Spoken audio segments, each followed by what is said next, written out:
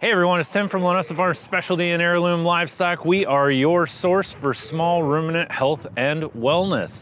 Did a little impromptu video today. I wasn't going to do a video about this, but I decided, you know what, we've got a chance to do it and the situation is right, so we might as well. So what happened? Well, a good friend of ours, physician that I work with, decided that he is no longer going to raise sheep. He's going to do some traveling, and he has a small flock. He's got a ram and about 3 ewes, and he said, hey, let's take him to the sale barn. And man, I just did not want to take these animals to the sale barn, because if we do, you're just going to get beat up on price. These are very good breeding stock. They're well proven, and I just hate to take them to the sale barn. So I encouraged him, bring them here. I can process them. I can take a look at them. We can quarantine them, make sure everything's good, and perhaps we can find an individual out there that wants to raise sheep. What I wanted to do, and why I thought of you today, was that I thought, you know, this would be a great opportunity for me to show you what I'm looking at when I'm picking out a ram or when I'm picking out a ewe, and general health check when I'm getting them.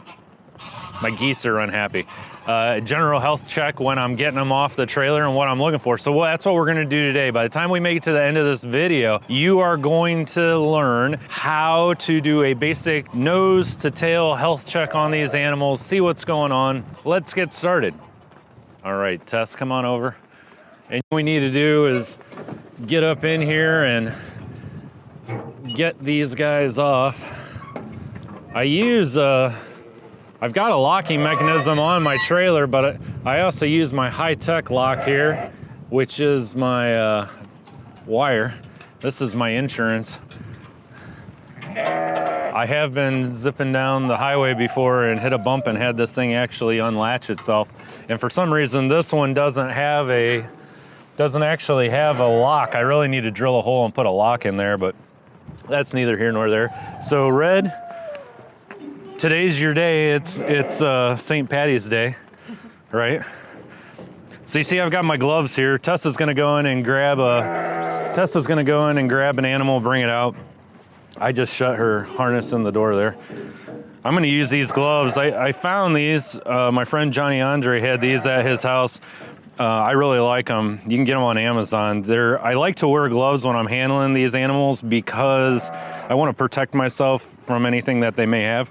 But I really like these. They've got actual grips on them. So that's pretty cool. Something you may want to check out. Anytime you're handling these animals, use some kind of personal protection just in case you run into something like sore mouth or an abscess. You never know what you're going to find. Are you ready, Red? All right. All right, we're gonna bring out the ram first. So this meat wagon is actually out of Rick Adams' flock. This is an Ile-de-France crossed up with some kind of a blackface. I'm not exactly sure what kind of a blackface it's crossed up with, but its main bloodlines are Ile-de-France. So when that's gonna mess us up bad, man, if they don't stop that. Come on over here, Red. Maybe if they don't see us. That's good right there. I had to move because my geese are raising hell. Now you may look at this animal and say, oh, that's just all wool. No. That's him. He's got a little bit of wool on him, but yes, he really is this big. Not anything that I would necessarily want for club lamb, because he's a little too big for my favor. He has almost no neck. This is a stout individual. So when I first started looking at him, I'm just gonna kind of stand back and take a look at him and see what I can see. I already see some things that I'm gonna need to fix on him. A few things that I don't necessarily like, but we're not talking about club lambs today. We're not talking about, you can go ahead and put your hand underneath his head, that'll help you out. So we're not necessarily looking for club lambs today. We're looking more for health. So I wanna start at the nose and I wanna work my way back. So I want to check out the nose. I want to see if he's got any major discharge, anything like that going on. And then I want to go ahead and look in the mouth. I'm looking at the lips, looking to see if I see any kind of sores or anything, any kind of sore mouth. They would maybe look like, I always call it bacon lips. We got that right up in his eye. There we go. I'm always looking for like problems, that old good old bacon lips, I call it, sores, anything like that. And I want to look at his teeth, and I want to look at the health of his teeth. He's got really healthy teeth. You can actually age these animals by looking at their teeth. We have a video on that you can watch, but his bite is correct. You can see it sits perfect there on the palate. And the teeth are not broken. The teeth look healthy. He does not like me doing that. And so that's all I'm gonna do there. I'm gonna move back and look at his eyes. Obviously, you know, take a quick glance at that Famacha. You can see the eyelids are very nice and red. No scarring, haziness, anything like that in the pupil. Same thing over here. He looks good. The way his muzzle is structured, it's difficult to get this harness on him. Yeah, he looks good there. It's difficult to get that harness on him and keep that knot up and out of his eye. Well, we're doing the best we can do. Just general overall, looking at the ears, looking down in the ears. I don't see any mites, anything like that going on. He does have a scrapey ID tag, which is good. Looks like he's got a little tear in his ear here, but other than that, that looks good. He obviously needs to be shorn. Next thing I'm doing is just looking at the feet placement, looking how he stands right now. This front foot seems to be off a little bit, but that is difficult to know because of the way he's standing. So I would go around and I would look at the feet. I am gonna go to every foot and I'm going to look down into the foot, down between the toes. You're all right, big guy.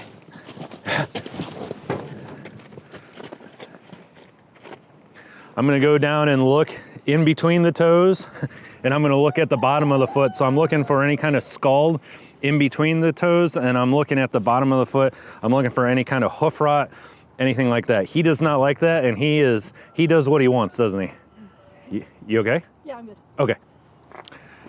He obviously needs his hoofs trimmed. You can see here in the back, it's kind of curved. This one's kind of curved in a little bit. I don't necessarily like that. I'm gonna check his body condition.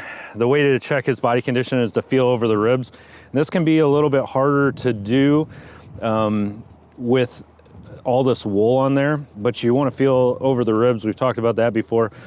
Believe it or not, he's not so over conditioned that I can't feel the ribs well. I can actually feel the ribs he's a little over conditioned, but not horribly over conditioned. And I'm just feeling along the ribs right here. You don't want to feel way down here. You want to feel, a little bit off of the spine right here. And as we talked about before, it should feel like the back of your hand. If it feels like your fingers, he's under conditioned. If it feels like the top of your arm to where it's completely smooth, he's over conditioned. He feels good. He feels about what I would want him to be. He could stand to lose a few pounds. So coming around to the back, I'm looking for signs of scours, anything like that. He doesn't have scours, but you can see he hasn't been shorn in a while. And so he's gonna need to be shorn. I'm gonna have to shear him probably within the next week or so. Because this is a male, the next thing I really wanna check is I wanna check his testicles. And I'm gonna come down here and I'm gonna feel his testicles, make sure he's got 2 testicles, looking for the testicle size. I don't want, itty bitty testicles. The bigger the circumference of the testicles does relate well to breeding ability. And really, if I was gonna bring him onto my farm for breeding, I would probably take him into the vet and get a semen check done on him just to see where his numbers are and see how well he is, is producing. I know that he's been vaccinated for Clostridium type C, D, and T. So I am not going to vaccinate him, but if I was bringing him to my farm and he had not been vaccinated before, okay, there you go.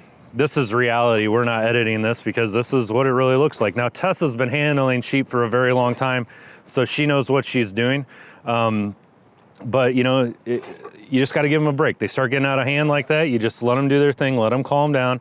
When you're calm, they're calm, and you go from there.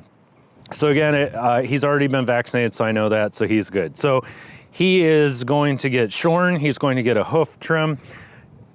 He does not need to be wormed. He looks good to me. He's going to go into quarantine. He's going to stay there for about 6 weeks, and we're going to go from there. So that is my general once over of my males. If there's anything that you look at when you're looking at your males, let us know. Leave a comment down below. Let us know if there's anything that you feel that I missed or that I should have done that I didn't do. All right, so the next one we're going to pull out is we're going to pull out a female, and I want to show you the difference between checking out the males and checking out the females. So we are going to do that next.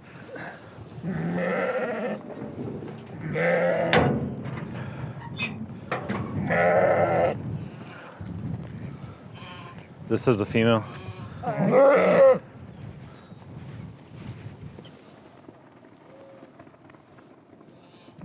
Yeah. It is. Good to use? Yeah. Okay. Do you want to come over here? Sure. Okay. So you can see the problem that I have here. Immediately, she needs to be shorn as well. She's got a baby on the trailer that's wanting their mom. We got some dags back here. The basic health check of her is going to be the same as it was for him.